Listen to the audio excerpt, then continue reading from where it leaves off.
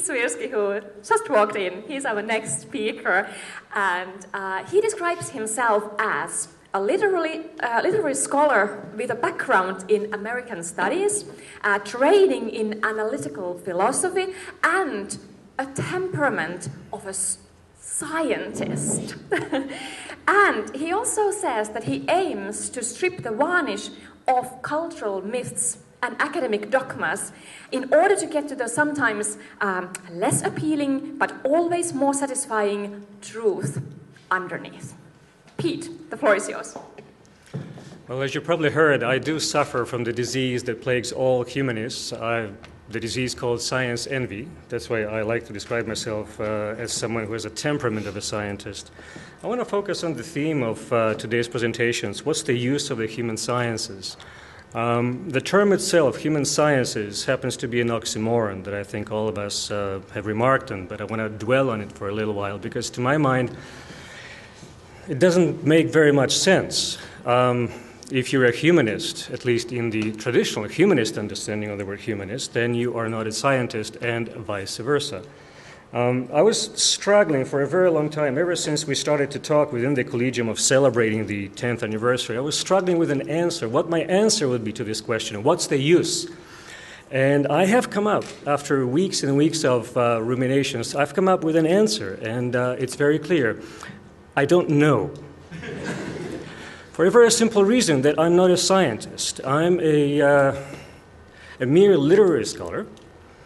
And that implies that I am not doing science. What I would like to say, just very briefly, is that going back to what Alex was implying about the value system, the term human sciences is very much value-laden. It implies that science is good, science is worthwhile, science brings something measurable, countable, something you can count on, whereas the humanities, well, really doesn't. And we can legitimize ourselves in the humanities, literary scholars, by attaching the epithet of, science, scientific this, scientific that.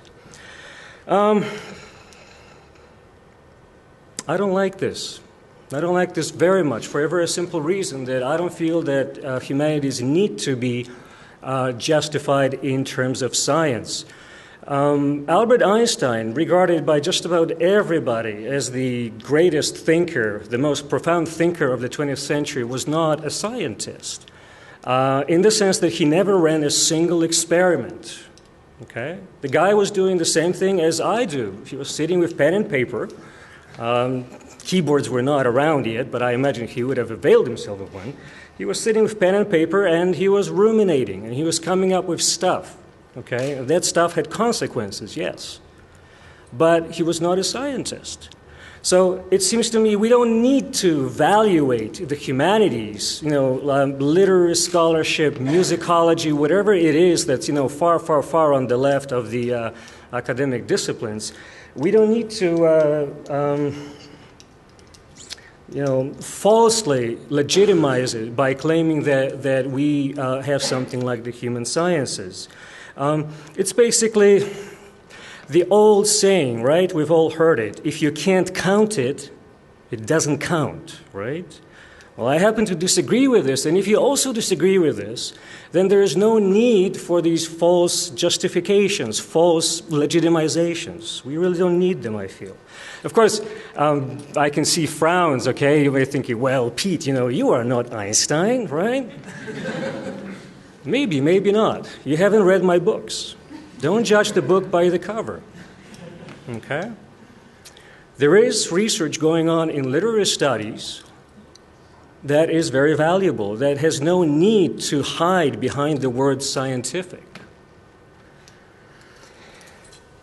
I want to finish with one quotation, and it's not from a scientist, it's from a businessman that all of us have heard about, okay?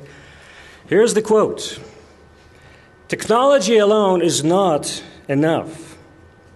It's technology married with liberal arts, married with humanities, that yields the results that make our hearts sing.